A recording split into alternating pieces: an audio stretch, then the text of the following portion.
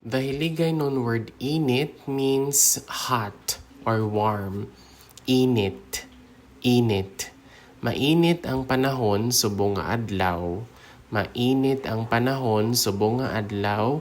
That means the weather is hot today. So mainit is hot or warm. Panahon is the weather.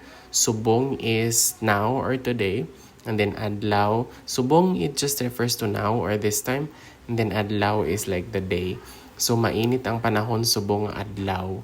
Mainit ang panahon subong adlaw.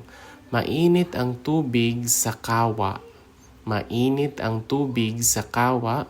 The water in the pot is hot. Tubig is water and the kawa is like a pot but it's a big one. So mainit ang tubig sa kawa. Mainit ang tubig sa kawa. Naglakat kami sa idalom sang mainit nga adlaw.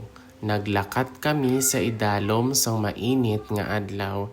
It means we walked under the hot sun. Lakat is like walk. Naglakat is walked. Idalom means under. And then adlaw is the sun. So naglakat kami sa idalom sang mainit nga adlaw. Naglakat kami sa idalom sang mainit nga adlaw.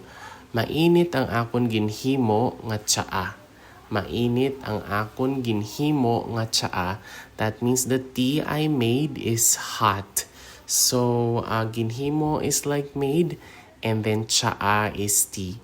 So mainit ang akon ginhimo nga tsaa. Mainit ang akon ginhimo nga tsaa. Mainit ang panahon subong nga adlaw.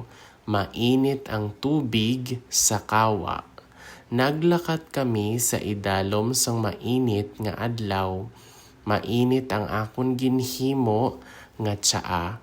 And that is all for the Hiligaynon word init, which means hot or warm in English.